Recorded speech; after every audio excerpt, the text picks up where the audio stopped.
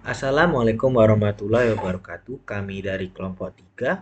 Saya Alfarid Raihan dengan NPM 2023110024 dan rekan saya yang bernama Alisa Rahelia Azara dengan NPM 2023110026. Di video ini kami akan mempresentasikan progres jurnal proyek kami pada mata kuliah peminatan RPL, pemrograman berorientasi objek lanjut, yang berjudul Implementasi Algoritma Bubble Sort dan Sequential Search pada aplikasi pengolahan data mahasiswa berbasis Java. Baik, langsung saja kita ke latar belakang. Saat ini pengolahan data mahasiswa masih banyak dilakukan secara manual. Akibatnya proses pencarian maupun pengurutan data jadi memakan waktu. Dan kadang juga terjadi kesalahan dalam pengolahan data. Dari masalah itu, kami membuat sebuah aplikasi berbasis Java supaya pengolahan data bisa lebih cepat dan efisien. Untuk tujuannya sendiri, kami ingin mengimplementasikan algoritma bubble sort dan sequential search sekaligus melihat bagaimana performa aplikasi dalam pengolahan data mahasiswa. Selanjutnya, landasan teori yang kami gunakan. Penelitian ini didasarkan pada beberapa konsep utama, yaitu aplikasi pengolahan data mahasiswa, algoritma bubble sort untuk pengurutan data, dan sequential search untuk pencarian data, serta bahasa pemrograman Java sebagai tools utama. Konsep-konsep ini menjadi dasar dalam pengembangan aplikasi yang kami buat. Oke, untuk bagian metode penelitian ini akan dilanjutkan dan dipresentasikan oleh Alisa Rahelia Azhar. Baik, selanjutnya untuk metode penelitian, kami menggunakan metode implementasi sistem. Tahapannya itu dimulai dari analisis kebutuhan sistem, lalu perancangan aplikasi, kemudian implementasi, dan yang terakhir pengujian aplikasi. Dengan tahapan ini, proses pembuatan aplikasi pengolahan data yang menggunakan algoritma bubble sort dan sequential search itu jadi lebih terstruktur dan jelas. Masuk ke rancangan aplikasi. Aplikasi ini dibuat menggunakan Java Swing dengan tampilan yang sederhana agar mudah digunakan. Fitur yang tersedia ini cukup lengkap, mulai dari tambah, edit, dan hapus data mahasiswa. Lalu pencarian menggunakan sequential search dan pengurutan menggunakan bubble sort. Selain itu ada juga fitur generate data yang dimana bisa menggenerate 10, 50, dan 100 data mahasiswa. Dan ada juga fitur resetable serta menampilkan waktu eksekusi algoritma. Selanjutnya untuk flowchart system. Flowchart ini menggambarkan alur kerja aplikasi secara umum. Di bagian ini saya akan menjelaskan alur kerja sistem berdasarkan flowchart yang ditampilkan. Yang pertama itu program dimulai dari proses mulai, kemudian sistem melakukan inisialisasi GUI dan array list. Di tahap ini aplikasi menyiapkan tampilan dan struktur data yang akan digunakan untuk menyimpan data mahasiswa. Setelah itu, sistem akan menampilkan from GUI sehingga user bisa mulai melakukan input data. Selanjutnya, user memberikan input lalu sistem ini masuk ke tahap pengambilan keputusan, yaitu pilih aksi. Di sini terdapat beberapa pilihan aksi yang bisa dilakukan user. Jika user memilih untuk mengolah data, maka user bisa melakukan tambah, edit, atau hapus data mahasiswa. Jika user memilih sorting, maka sistem akan mengurutkan data menggunakan metode bubble sort, baik berdasarkan nama maupun NPM. Kemudian jika user memilih searching, sistem akan melakukan pencarian data menggunakan metode sequential search, juga berdasarkan nama atau NPM. Selain itu, fitur terdapat fitur generate data, yang dimana sistem bisa membuat data otomatis sebanyak 10, 50, atau 100 data. Dan juga terdapat fitur reset yang berfungsi untuk mengosongkan form maupun data yang ada. Semua aksi tersebut akan diproses dalam array list sebagai tempat penyimpanan data utama. Setelah proses selesai, hasil akan ditampilkan ke dalam GTable agar user dapat melihat data secara langsung. Terakhir, proses berakhir di tahap selesai. Jadi, secara keseluruhan, flowchart ini yang menggambarkan bagaimana user berinteraksi dengan sistem, mulai dari input hingga pengolahan dan penampilan data. Selanjutnya, untuk flowchart algoritma akan dijelaskan oleh rekan saya, Alfarid Raihan. Oke, selanjutnya itu adalah flowchart algoritma. Selain flowchart sistem sebelumnya, kami juga membuat flowchart untuk algoritmanya. Di sini ada dua algoritma utama, yaitu bubble sort untuk mengurutkan data dan sequential search untuk mencari data. Flowchart ini membantu menjelaskan bagaimana langkah kerja masing-masing algoritma dalam aplikasi. Pertama di sini bubble sort itu mulai, kemudian dimulai dari ambil data mahasiswa, lanjut ke mulai pengulangan awal. Setelah dimulai dari pengulangan awal itu, program akan mengecek apakah masih ada data yang belum diurutkan. Jika ada, maka program akan membandingkan dua data. Nah, setelah dua data itu dibandingkan, apakah urutannya salah? Jika iya, maka akan tukar posisi dan lanjut ke data berikutnya. Apabila tidak, maka akan langsung lanjut ke data berikutnya. Kemudian, lanjut, program akan mengecek apakah masih ada data yang perlu dibandingkan. Jika iya, maka akan kembali ke membandingkan dua data. Jika tidak, maka akan lanjut ke pengulangan awal. Nah, di sini sudah terlihat adanya looping atau perulangan dari algoritma ini.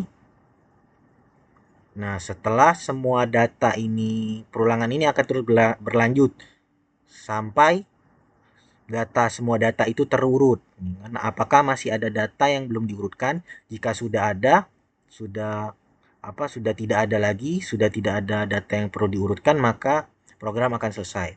Kemudian untuk sequential search ini dimulai dari kita memasukkan kata kunci atau NPM atau nama, kemudian lanjut dengan program mengambil data mahasiswa mulai dari data pertama, dan program mengecek apakah masih ada data yang diperiksa. Jika ada, bandingkan dengan kata kunci pencarian. Jika tidak, maka data tidak ditemukan dan selesai. Jika pembandingannya dengan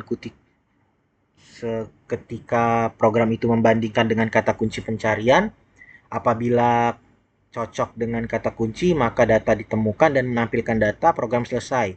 Apabila tidak, maka akan lanjut ke data berikutnya. Nah, di sini juga terjadi looping. Program ini akan mengecek setiap data sampai semuanya dicek cocok atau tidak. Jika sudah tidak ada lagi yang cocok, maka data tidak ditemukan. Jika ada salah satu data itu yang cocok, maka data akan ditemukan. Oke, lanjut. Untuk tampilan aplikasi itu kami buat sudah berjalan dengan baik dan dengan tampilan yang sederhana dan mudah dipahami, sehingga pengguna bisa mengoperasikan fitur-fitur yang tersedia. Ini untuk tampilan aplikasi kami. Baiklah, selanjutnya kami akan menampilkan demo aplikasi secara langsung. Di sini kami akan menunjukkan beberapa fitur utama seperti tambah, edit, hapus, proses sorting menggunakan bubble sort, serta searching menggunakan sequential search. Langsung saja kita demokan. Nah, di sini ada tambah, edit, hapus, reset, sort nama, sort npm, reset data, search nama, search npm, dan generate 50, 100, dan 10. Di sini coba kita akan menambahkan data nama. Setelah itu nama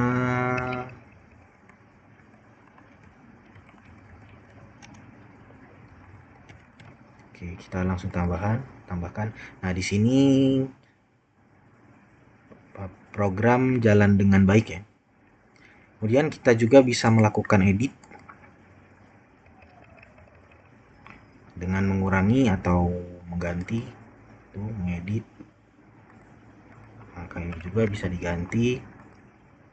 Kemudian kita juga bisa menghapus data. Nah, form ini juga jika berisi bisa direset. Lanjut, kita juga bisa langsung menambahkan data dummy. 50, ada 50, ada 10, ada 50, ada 100. Oke. Dan kita juga bisa menghapus semua data yang ada di sini dengan reset data. Reset data ini untuk menghapus semua data yang ada di sini, yang ditampilkan di sini. Oke, kita mulai dari edit, mencari search. Search ini kan menggunakan sequential search, mencari nama. Misalnya kita mencari nama, misalnya kita mencari nama Budi Putri. Kita search nama. Nah, maka program akan menampilkan data ditemukan, NPM-nya, namanya, dan prodinya. Dan waktu NS-nya. Waktu program ini berjalan. Oke, kemudian kita juga bisa mencari dari NPM. Misalnya 235334. Kita mencari menggunakan NPM. Data tidak ditemukan, berarti ini. Oh, 644 ya.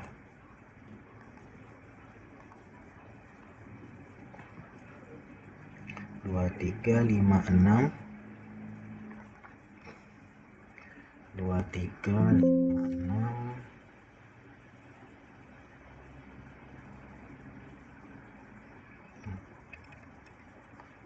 23256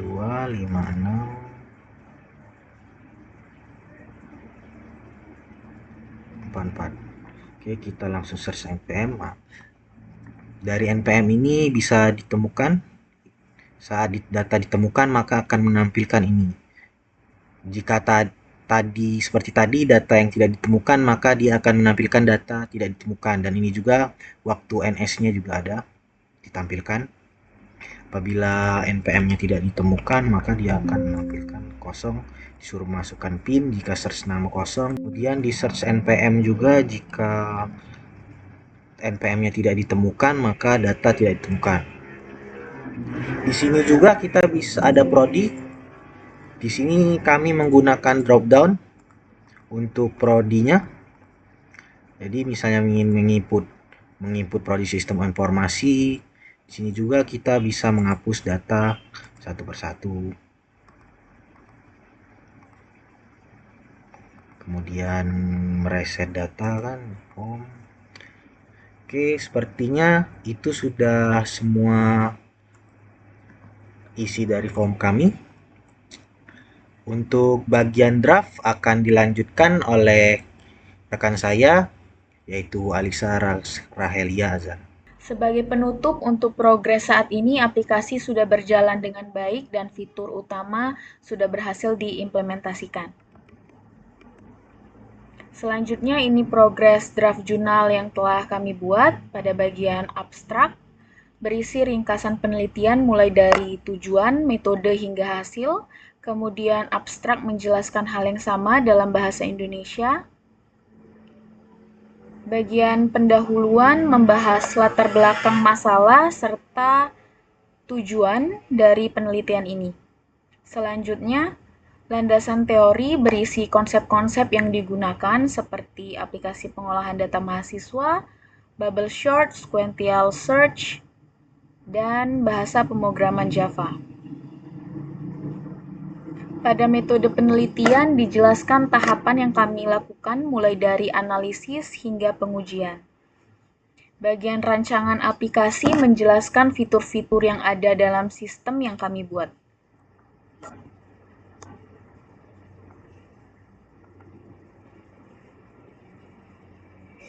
Kemudian flowchart menggambarkan alur kerja sistem dan flowchart algoritma yang terdiri dari bubble sort serta sequential search. Dan yang terakhir dataset pengujian yang menjelaskan data yang digunakan untuk menguji performa aplikasi.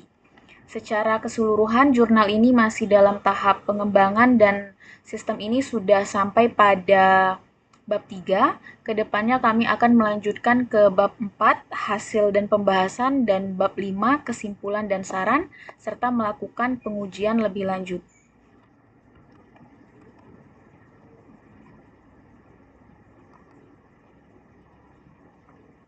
Demikian presentasi dari kami. Mohon maaf apabila dalam penyampaian terdapat kekurangan. Terima kasih atas perhatiannya dan wassalamualaikum warahmatullahi wabarakatuh.